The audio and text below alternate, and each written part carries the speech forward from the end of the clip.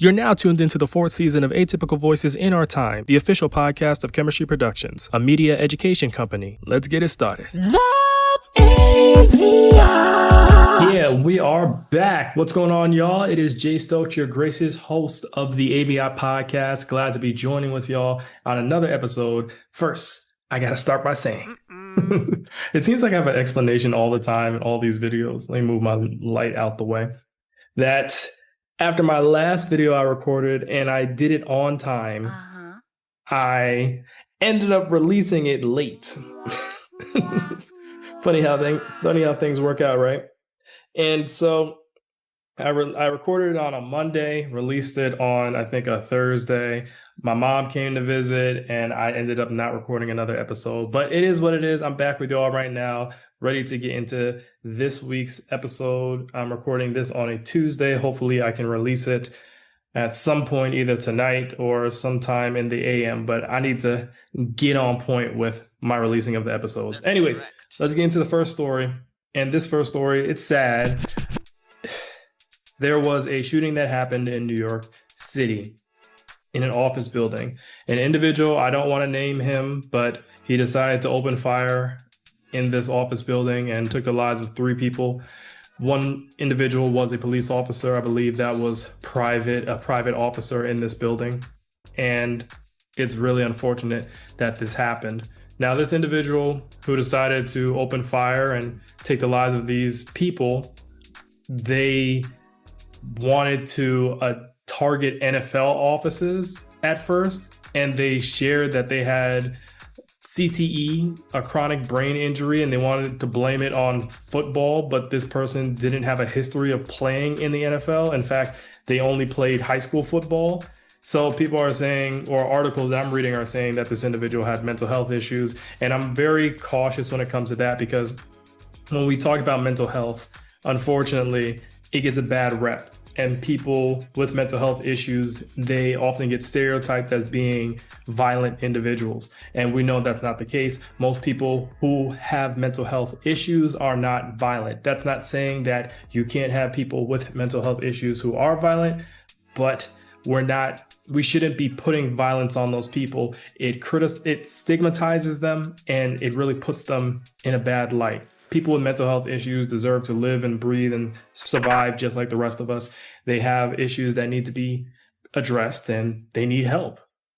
Point blank, period. But this person right here that decided to open fire and take the lives of these individuals, it's terrible. And in New York City, of all places, you think of New York, you think of all the police presence there, you think about how crowded it is, and you would think that a lot of these major crimes like this could be thwarted before they happen. Yes. But unfortunately, in this situation, that wasn't the case. So rest in peace to those individuals who were harmed. I hope that this incident that happened right here can make it so that the New York police, people in the area, can just have a tighter grip on anybody who looks suspicious. And even with that, looking suspicious, that can vary from person to person, right? You have individuals who think Black people look suspicious just because we're Black and we're just existing. So I just hope that experts who are more intelligent than I can get down to the bottom of things, and they can make sure to prevent incidents like this from occurring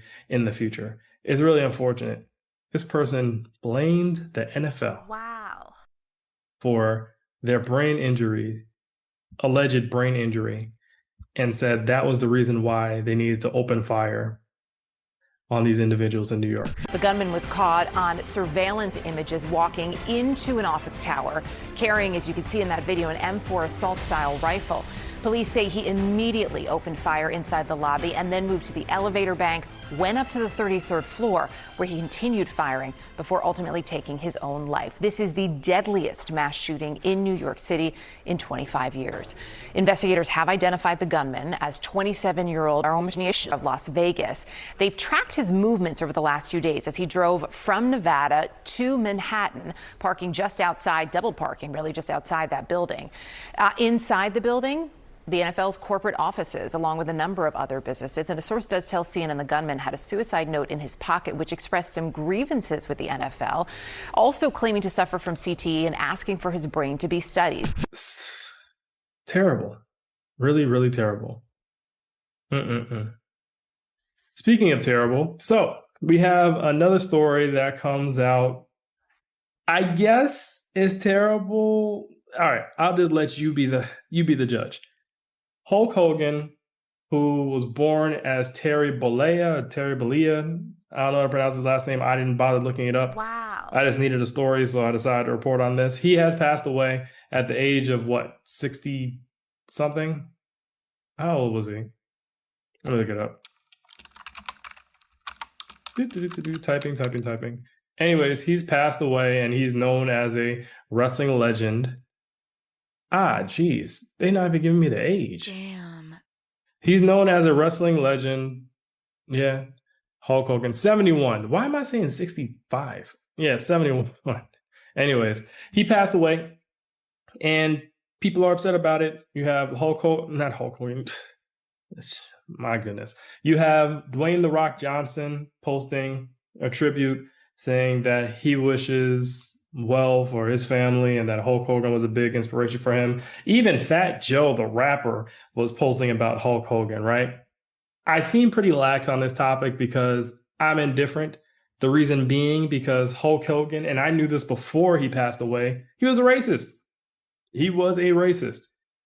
All right. So you have one incident of him being outed as for not liking the fact that his daughter used to date a black guy and using the N-word when describing this individual. And then you also had him using racially insensitive comments when speaking to his son in 2008. I think this was a leaked phone call. Yeah. So he's using the N-word, he's using this racially insensitive language, and he apologized for it, right? People can change. However, Hulk Hogan goes and he supports the current US president at a rally when he was running for president. So that shows me that these so-called apologies were null and void. He just apologized to get the heat off of him, but he was a racist.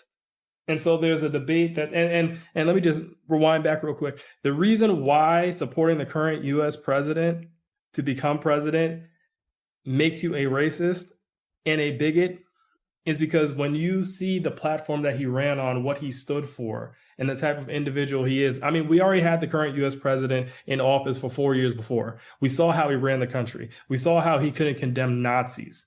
We saw how he did not want to bring anybody together. He just wanted to uphold white supremacy and uplift white individuals. So no, there's nothing you can say that's going to convince me otherwise. If you support this current US president, if you voted for him, you supported racism and bigotry. Yes. And Hulk Hogan having that history of using the N-word. And remember, this is what was captured. We don't know how his other conversations went with other individuals regarding black people or people who are not white. We don't know. So we only know what we caught. It kind of reminds me of Donald Sterling. I don't know if you all are familiar with him. So Donald Sterling, he was dating this, I guess, culturally mixed or racially mixed individual. And her name, I think her name was V. Stiviano. I don't know why I still remember this, but she had recorded him without him knowing, saying that he didn't want her hanging around black guys when she was, I guess, at Clippers games. He was the former owner of the Los Angeles Clippers. She didn't want him hanging around black guys at the games or in other areas, right? And so because of this, people said, oh, he's a racist. And then he started digging up his past and seeing that he had other problematic situations. He did other problematic acts regarding black individuals, non-white individuals. So then they ended up ousting him. He's no longer the Clippers owner, right? I say all that to say that we know what we caught Hulk Hogan doing or caught Hulk Hogan saying when it comes to racist situations, but we don't know what he was doing in other instances. I say all that to say the man was a racist, okay? And there's a lot of chatter online whether or not we should be speaking negatively about him now that he has passed away and that we need to respect the dead. My thing is, I don't have anything positive to say, so I choose not to say anything at all. You're not going to see me mourn for a racist. No. Nope. You're not going to see me try to eulogize a racist in a positive manner. No, he passed away. The end. I think we have to do better at drawing a line between what we will not tolerate and what actions are acceptable and what we will shun. And racists are part of that equation. Not a fan at all. Speaking of racists, so I talked about this on AVIOT Sunday Brew. That's a live show that we do every Sunday. I talked about Laverne Cox. Laverne Cox is a transgender actress. So Laverne Cox is a transgender Black woman who is pretty popular when it comes to acting. I believe Orange is the New Black was one of the bigger roles that Laverne Cox has had. I haven't really seen any other films or television shows that feature this individual. Oh, well. But Laverne recently revealed or admitted to dating a white man who was MAGA. So MAGA connected to the current US president. That's the platform that the current US president runs on. And so Laverne is talking about this story and kind of romanticizing in a way, talking about how wonderful this individual was, this white man. Oh, no. But never condemns the actions that this white man, I guess, I wouldn't say actions or belief system, never condemns the belief systems that this white man has. If you're listening to the AVIOT podcast on a streaming service, make sure to leave a rating and a review so we can grow our platform. So I talked about this on the live, and I was saying how it's interesting that you almost romanticized, or you seem to be romanticizing, and I'll put clips in this right here, this podcast. My ex-boyfriend, when we met 5 years ago at the height of the pandemic, he was 26, I was 48. He is blonde hair, blue-eyed, MAGA Republican voter who is a New York City police officer. We were madly in love. I did not develop any of these politics. I still have my own.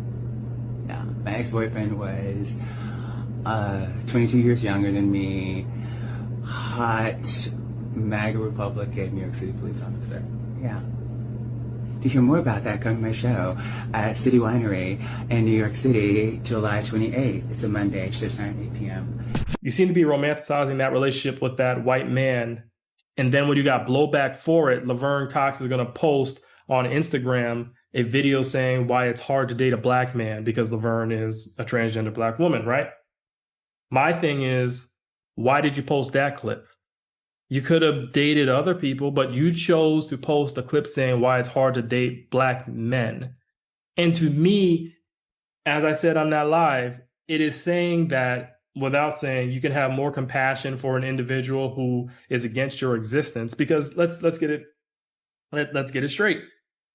Being MAGA and white, but then you're sleeping with a transgender Black woman, that is mind-boggling. How? MAGA does not support transgenders. MAGA does not support Black people. No. MAGA is the modern day Nazis. They are the modern day Nazis. And you have compassion for a MAGA individual a person who is MAGA, who allies themselves with a group that doesn't even want you to exist. But then you're talking about why it's hard to date a Black man. It ain't hard to date no Black man. Well, I can't speak for transgender individuals. I'm not in that world. But I'm just saying that I didn't even bother watching that video that Laverne posted on Instagram about why it's hard to date a Black man, because it's just going to ruffle my feathers, and I'd rather choose peace.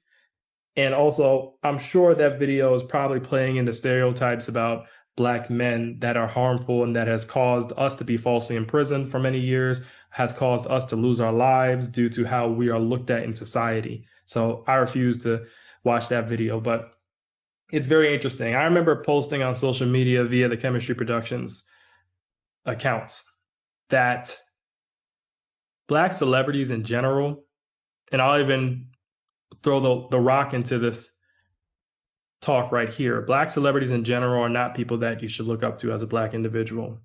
They've perfected their craft. They're on a public platform, but that doesn't mean they're more intelligent than we are. That doesn't mean that they are better in any way. They just happen to be good at a craft. That's correct. And they are flawed individuals just like everybody else out here. I don't claim to be perfect. I might critique things. I know I have flaws, things that I'm working on all the time. I mean, look at me on the podcast. I'm trying to make sure I get this thing out on a week by week basis. Make sure that I'm disciplined and being forthcoming with you all about what I'm doing, right? But these black celebrities, they'll let you down every time if you put them on a pedestal. Dwayne "The Rock" Johnson, you're praising Hulk Hogan. You could have left that in the drafts. He might have inspired you in terms of your wrestling career, which later on turned into an acting career, but you could have left that in the drafts. Or you could say, thank you for what you did. The end. You don't have to speak so highly of him. He was a racist. If I find out someone who, I don't have this, but if I had a white person who inspired me and I found out they were a racist, I just wouldn't say anything publicly. That's just me. Then Laverne Cox over here romanticizing this MAGA man and then trying to put down black men at the same time. That's terrible. You chose to make, so you thought because people were being critical of you for dating a MAGA man that they automatically said you needed to date a black man, and that's why you put that video out. That's why you did that. MAGA is not your friend. Nope. So that goes for any black celebrity. Don't put them on a pedestal.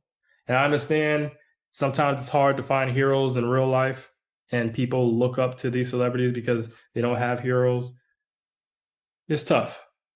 I always like to say, look at your environment, look at people who are trying to do right in your environment and look to them as your heroes, but understand that heroes are flawed.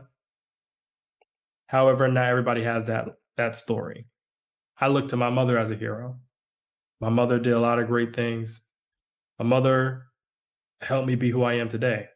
That's what I looked at as a hero. I understand not everybody has their parents in their lives. It's tough.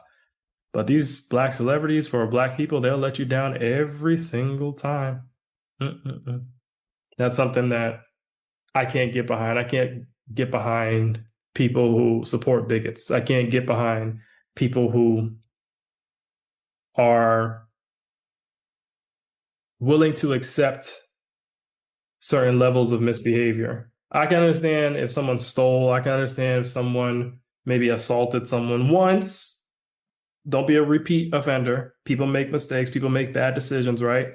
But aligning yourself with MAGA, aligning yourself with a racist, that's a totally different ball game. And Fat Joe, of all people, you're immortalizing Hulk Hogan. If y'all don't know by now, Fat Joe is not an ally to black people. No. Over here using N-words. Lean Back wasn't even that great of a song. And to be honest, that's probably your biggest hit, Fat Joe. What's your claim to fame? Finding Big Pun and Remy Ma? That's your claim to fame? Everything you do, he's still trying to be relevant. Got a podcast with Jada Kiss, still trying to be relevant. I'll respect anything that man has to say. He always finds a way to get himself into the limelight and say something that's not beneficial at all. Tell you, man, people do anything for the dollar. You know what? Speaking of hip hop, let's go to this next subject right here. Skepta and Joyner Lucas. They are two rappers. Skepta is a UK-based rapper, and Joyner Lucas is based in the US. Basically, they have exchanged some diss records back and forth recently because of Drake. Wow. So Aubrey Drake Graham, still not recovering from his loss to Kendrick Lamar in one of the greatest, if not the greatest, rap battle in history last year, went over to the UK and decided to make a claim that I believe London artists are the best artists. They're the best lyricists. London rappers are the best lyricists in the world. When I talk about my love for London rappers, the best lyricists in the world, mark my words. Oh shit. I don't care what nobody says, nobody can out-rap London. Nobody. No disrespect to America, no disrespect to my country, but Nobody can out-rap London rappers. This is the best, highest level. Come on now.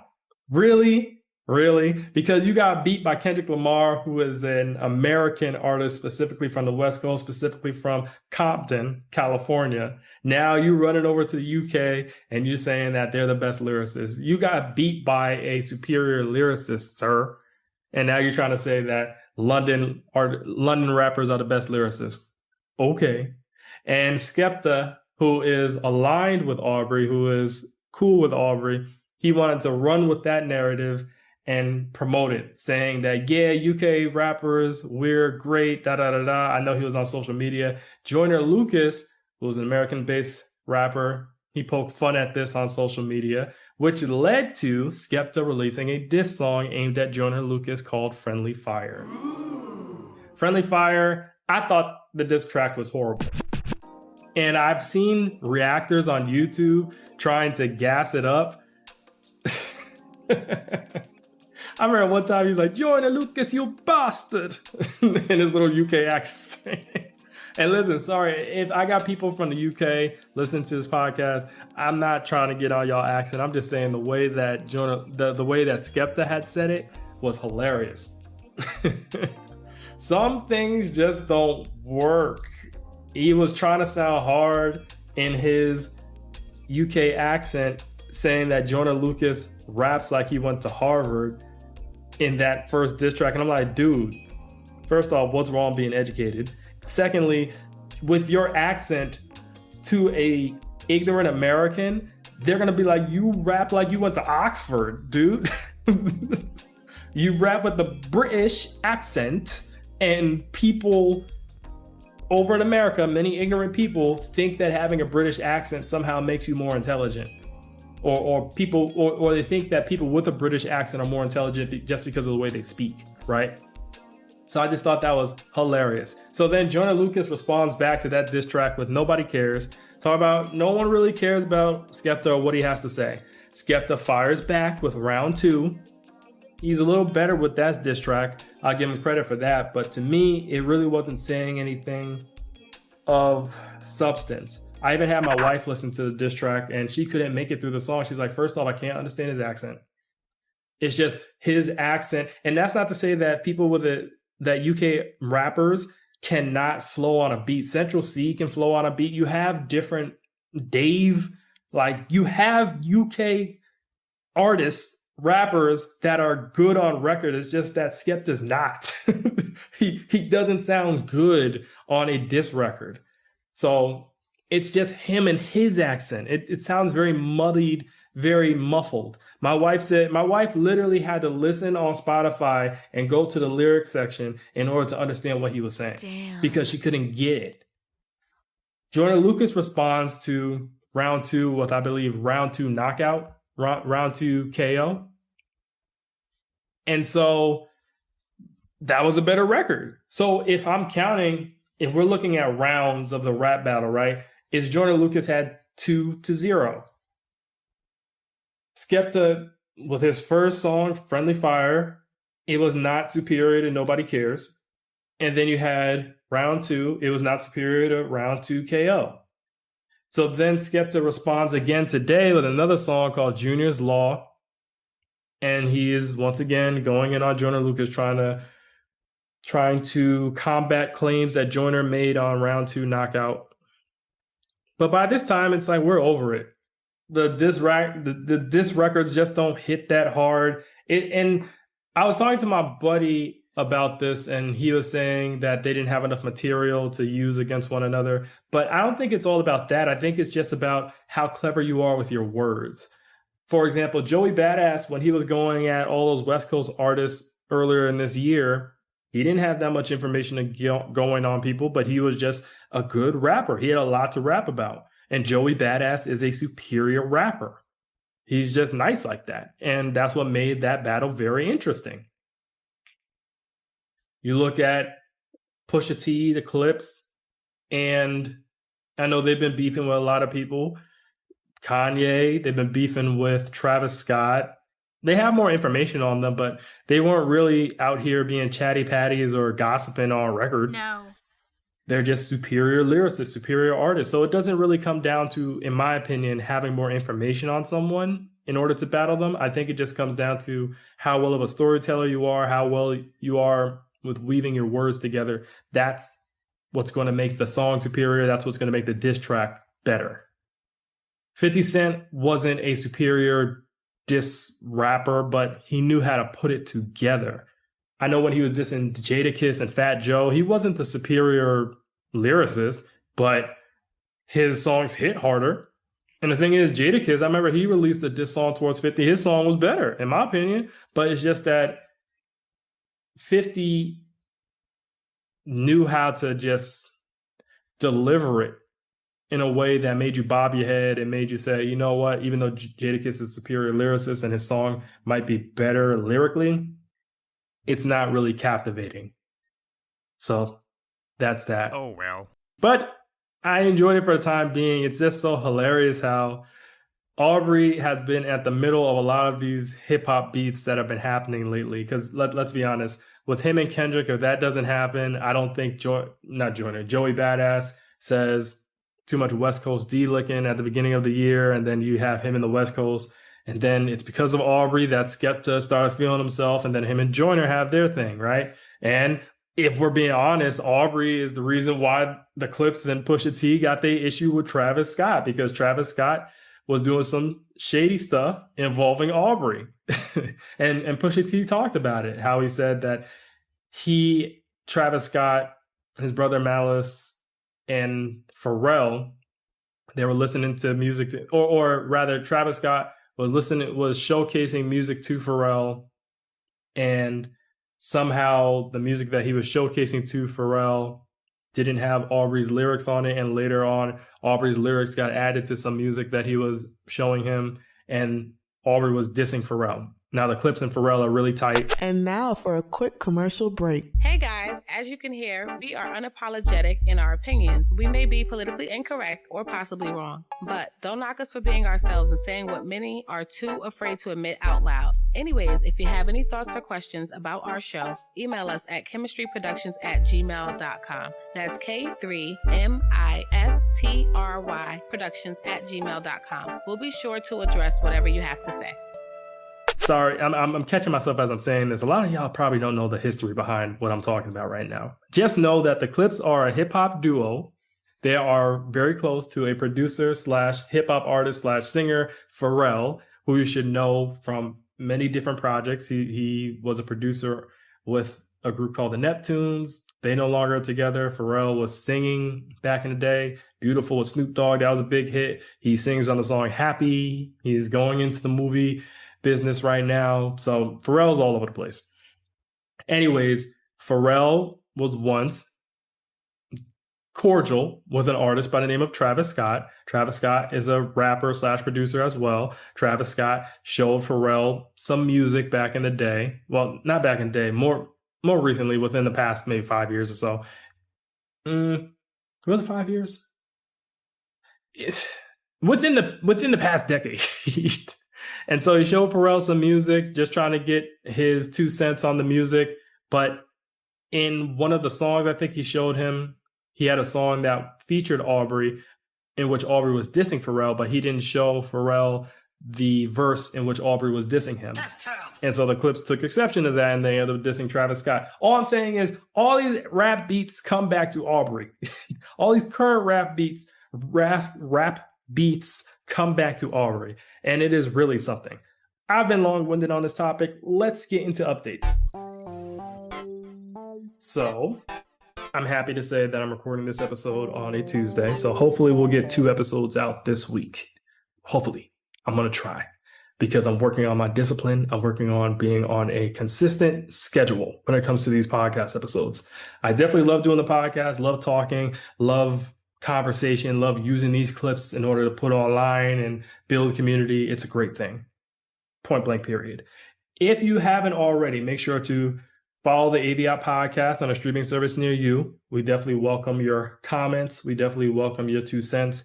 If you have any critiques for this podcast, I definitely am willing to grow. Just make sure it's constructive criticism rather than criticism that's going to just put me down. Some people just like to be mean and say say comments that are just going to throw you off just for the sake of it. They'll be like, I don't like your voice. I can't change my voice. Well, technically I could, but I maybe can make it deeper or maybe can make it higher, but I'm just sticking with this voice right here. It could be a little animated, but it's my voice. So that's different from saying, hey, I think you should talk about more world news. Okay, that is something to consider. Yes. I think that you should speak more on social issues. That is something to consider. That's constructive criticism. That's better, right?